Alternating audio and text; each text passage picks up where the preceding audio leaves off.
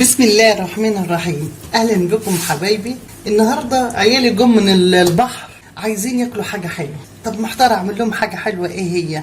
فكرت قلت اعمل لهم شعريه حلوه. ايه الشعريه الحلوه دي؟ عباره عن ايه؟ كيس شعريه، كيس لبن، كريم كراميلا، جيلي. اكله حلوه وجميله وتنفع في الجو بتاع البحر ده والمصيف. تعالوا مع بعض بقى هنشوف هنعملها ازاي. هناخد الشعريه هنحمرها، حته زبده وحبه زيت. عايزين تعملوها بسمنه اعملوها، عايزين تعملوها بزيت اعملوها زي ما انتوا عايزين. تعالوا مع بعض كده نحمرها، نشوف نحمرها ازاي. زي ما انتوا شايفين يا حبايبي حطيت حته الزبده مع حبه زيت صغننين كده. اول ما يسيحوا هحط كيس الشعريه وادانيني اقلب لغايه ما الشعريه تحمر. لما تخش في الحمار هوريها لكم. زي ما انتم شايفين يا حبايبي الشعريه اتحمرت اهي بالشكل اللي انتم شايفينه ده. هاخد الشعريه دي اصفي اي سمنه فيها، مش هخلي فيها سمنه، اي سمنه فيها هصفيها وهاجي اوريكم هنعمل ايه. زي ما انتم شايفين يا حبايبي بعد ما صفيت منها السمنه بالشكل ده هروح جايبه الميه مغليه عليها واحط. بسم الله الرحمن الرحيم. ونحط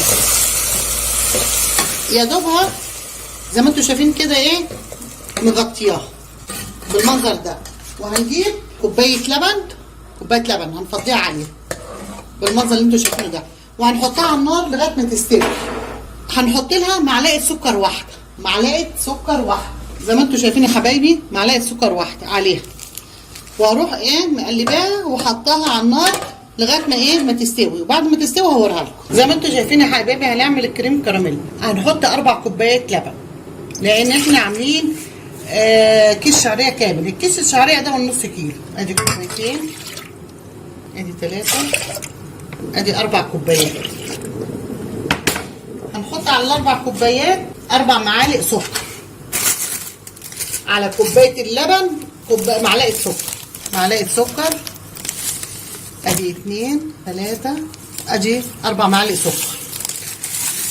هنفتح باكو الكريم كراميل وهنفضيه، وهنفتح الباكو التاني لان العلبه فيها باكوين.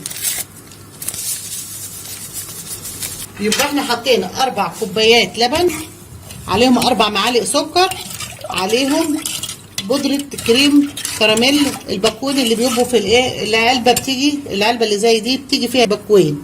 هنحطهم وهنقلبهم كويس.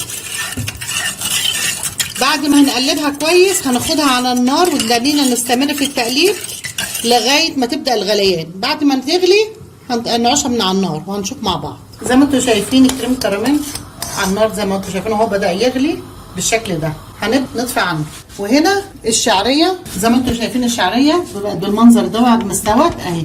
طبعا اول ما غليت، اول ما حطينا الميه المغليه مع كوبايه اللبن وغليت غلوه واحده رحت موطيه عليها. بعد ما توطيت عليها استوت بقت بالشكل ده. شوفوا مفلفله وجميله ازاي اهي بالشكل ده.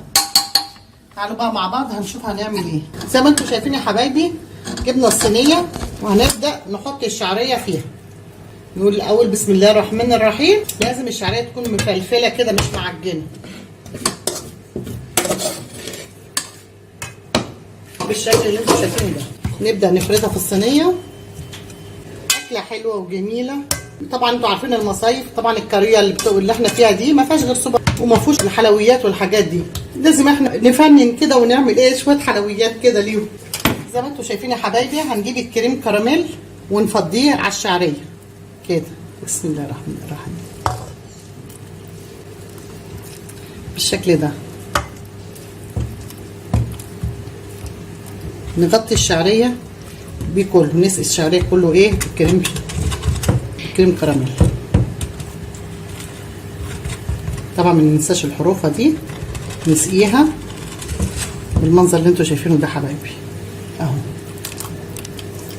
مش هنقلب زي ما هي كده، شايفينها زي ما هي كده، وهنروح مدخلينها التلاجة يجمد ونيجي نعمل الوش التاني. زي ما انتوا شايفين يا حبايبي هنعمل الطبقه اللي هتبقى فوق الكريم كراميل. يبقى احنا عملنا طبقه شعريه وطبقه كريم كراميلا وهنعمل طبقه ايه جيلي مع بعض كده. هناخد 4 كوبايات ميه مغليه.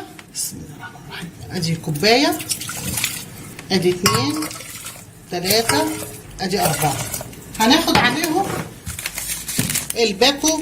طبعا ايه، خد الباكو والجيلي الطعم اللي انتوا عايزينه، عايزين بالفراوله، عايزين بالمانجا، عايزين بالمشمش، الطعم اللي انتوا عايزينه. هناخد ادي باكو وادي الباكو الثاني، لان كل كوبايتين ميه عليهم ايه باكو بالشكل اللي انتوا شايفينه ده. وهنقلبهم كويس لغايه ايه ما يدوب. بعد كده هناخد 4 معالق سكر زي ما قلت لكم، على كل كوبايه معلقه سكر. 4 معالق سكر، ادي 1 ادي 2 ادي 3 ادي 4. ونفضل ايه نقلب زي ما انتوا شايفين يا حبايبي. قلبناها بالشكل اللي انتوا شايفينه ده. هنجيب 4 معالق نشا، ادي 1 في كوبايه عشان ندوبها، ادي 2 ادي 3 ادي 4. هندوبهم في شويه ميه ساقعين. هقلبهم لغايه ما يدوبوا خالص بالشكل اللي انتوا شايفينه ده يا حبايبي. لاننا نقلب بالطريقه دي كده. المهم ان ايه النشا يدوب كويس عشان ما يبقاش فيه ايه اي كلكعه. بعد كده هنفضيه ونقلب كويس زي ما انتوا شايفين يا حبايبي. بعد ما حطيت النشا قلبت كويس، بعد كده هنفضيه على الشعريه والكريم كراميل. هنجيب الشعريه من التلاجة وهوريها لكم. زي ما انتوا شايفين يا حبايبي، دي شعريه بعد ما حطيناها في التلاجة وحطينا عليها كان الكريم كراميل جمدت ازاي اهي بالشكل ده. هنجيب الجل ونفضيه فوقيها. بسم الله الرحمن الرحيم.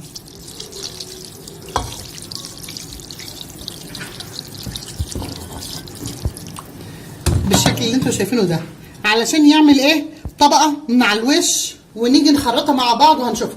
بعد كده هنروح مدخلينها التلاجة لغايه ما تجمد وافرجكم عليها. زي ما انتوا شايفين يا حبايبي، بعد ما طلعت من التلاجة بالشكل اللي انتوا شايفينها دي، بصوا بتتهز ازاي بالشكل ده. هنعمل ايه بقى؟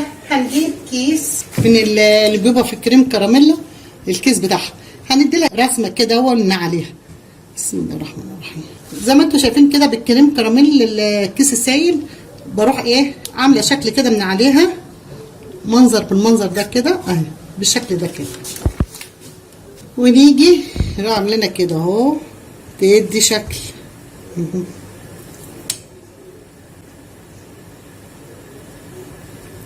حاجه يعني ايه على الوش. ولو في عندكم مكسرات ممكن ايه تنعموها وترشوا من على ايه على الوش. تعالوا بقى ايه كده اما نقول بسم الله الرحمن الرحيم ونخرطها ونشوف ايه هتبقى عامله ايه. بسم الله الرحمن الرحيم.